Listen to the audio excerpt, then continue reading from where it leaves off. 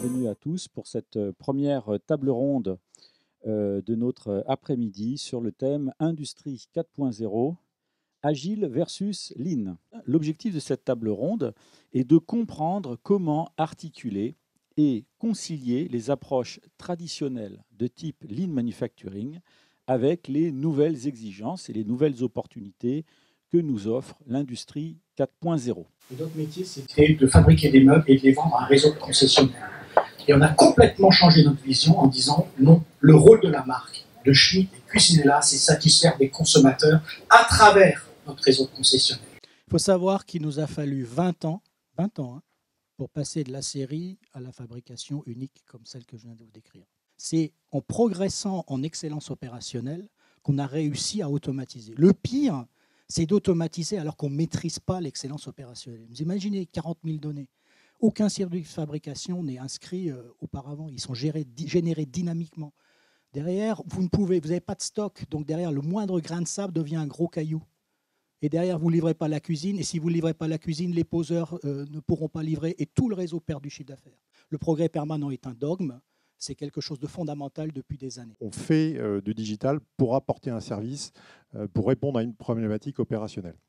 Et donc, on a mis en place ce plan en allant faire beaucoup de benchmarking un petit peu dans toutes les entreprises leaders et pour prendre les meilleures idées dans l'ensemble de l'industrie. Alors, pas que la partie automobile, hein, pas que de l'industrie. Là-dedans, vous avez des exemples qui viennent du retail, où on a vu des choses vraiment incroyables qu'on essaye absolument de copier et qui ont une valeur opérationnelle directe, en tout cas que nous on pense atteignable dans les 2 à 3 années dans notre plan. Donc les 4 grands piliers, il y a tout ce qui tourne autour de la supply chain, dans notre supply chain, et comment arriver à faire ça.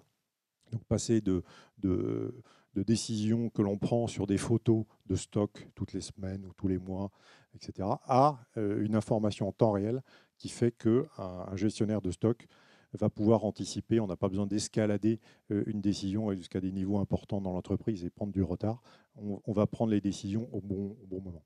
Le deuxième sujet, c'est tout ce qui est sur les usines, ce qu'on appelle le Connected Workforce ou Connected People, comment on peut amener des solutions pour faire bien tous les jours, de l'opérateur au chef d'équipe, au chef d'atelier, au technicien de maintenance, en temps réel, son travail dans l'atelier. Le troisième pavé, qui est forcément plus connu, c'est tout ce qui tourne autour de la maintenance conditionnelle, puis de la maintenance prédictive. Et puis enfin, le troisième point, où là, on a de très bons exemples, à la fois dans le retail ou dans le domaine aéronautique, sur tout ce qui concerne le full track and trace, la traçabilité complète des pièces, où là, dans l'automobile, nous pensons qu'on est en retard et qu'on a des gains très importants à faire dans ce domaine-là. Ce qu'on a pensé et ce qu'on a mis en place, c'est une organisation qui est pilotée par les équipes opérationnelles et par le business. Donc, ce n'est pas piloté par des personnes de l'informatique. Bien sûr, moi, je forme un binôme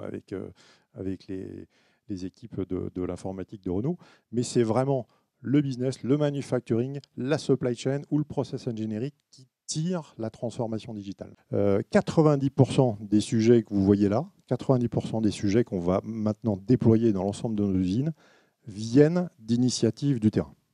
Et donc, on a mis en place un système qui permet, sur ces 2 à 3 heures de temps perdu, d'en gagner à peu près 1 heure, 1 heure et demie au quotidien, en utilisant finalement les fondamentaux du Lean, mais appliqué finalement dans le travail tertiaire. Donc ça peut paraître un petit peu basique, hein, mais nos opérateurs n'avaient pas de moyens pour déposer leur congé, faire une démarche administrative. Ils devaient systématiquement aller au RH, demander à leur chef d'UET pour demander les congés.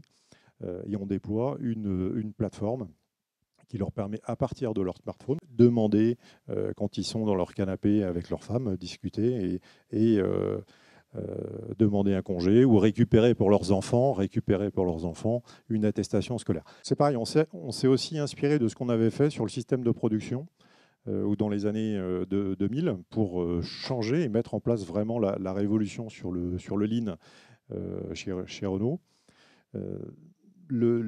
L'efficacité d'un système de production, c'est lorsque l'ensemble de la chaîne hiérarchique est capable de faire cette transformation.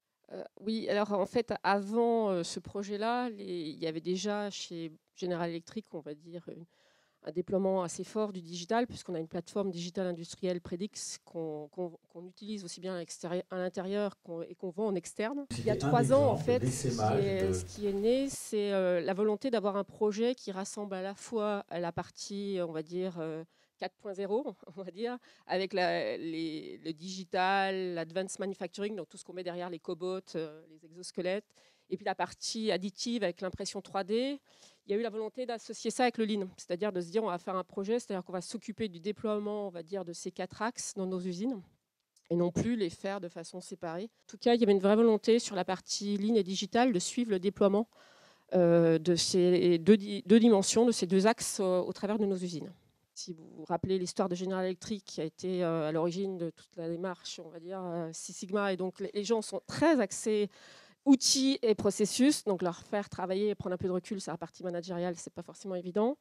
Donc on essaie de faire attention à ce que la partie management soit toujours un peu en avance par rapport à la partie méthodologique, et on essaie aussi de faire attention que la partie, on va dire, Lean Tactics, ce qu'on appelle Lean Tactics, avec la partie méthode, outils, ça soit en avance, donc l'ensemble du Lean soit en avance par rapport au digital. La deuxième raison, alors c'est à partir du moment où il y a les basiques du Lean, on sait faire la part des choses dans les usines entre ce qui est du gaspillage et ce qui est de la valeur ajoutée. Et alors, ce qu'on a vécu dans nos usines GE, c'est que certains ont commencé à développer des applications. Donc, certaines usines qui allaient bien, on va dire qui étaient des usines qui avaient un PNL qui était positif, ont commencé à développer des applications pour, grosso modo, digitaliser des gaspillages. Donc là, du coup, on a eu des contre-exemples assez, on va dire, pas fameux, mais célèbres dans le groupe et qui nous ont amenés à dire, voilà, au moins, quand on a mis les basiques du Lean en place, on s'assure qu'on sait ce qu'on digitalise. Chaque business a commencé à développer son propre programme, donc à illustrer la démarche Brain Factoring au travers d'un développement, on va dire, un peu plus concret. Et là, on est seulement dans les premières années, enfin la première année, en 2017, où on commence à travailler sur des synergies. La corrélation entre ce qu'on gagne versus le déploiement, ça reste quand même un élément fort, d'autant plus que nos usines payent Donc quand elles veulent acheter l'application, il faut qu'elles aient un retour sur investissement. Donc ça commence quand même à être un sujet qui... Donc, je ne vois pas aujourd'hui une grosse difficulté, en tout cas en interne, parce que c'est expliqué comme une suite logique. Et vu que le groupe était très ancré avec le Predix et le digital, on va dire que c'est plutôt vu comme quelque chose, on prend la bonne vague. Oui, on est agile, on essaye, quand on innove des produits, de faire des choses un peu plus agiles, mais on n'est quand même pas du tout dans le même monde que dans le monde du commerce, où là, on a une start-up interne et on est agile par définition, quoi. Enfin, moi, en tout cas, mon expérience, alors pas à votre échelle encore une fois, hein, c'est qu'il y a quand même 2 mondes et qu'il ne faut pas appliquer toutes les méthodes partout. On a eu beaucoup de débats en interne. Ben non, l'agile ne s'applique pas partout. Il y a des endroits où ça ne s'applique même pas du tout, c'est contre-productif, il faut avoir du bon sens paysan, comme on dit chez nous, hein. Mais par contre, dans le monde du commerce et du client, alors là, si on n'est pas agile, on perd la bataille.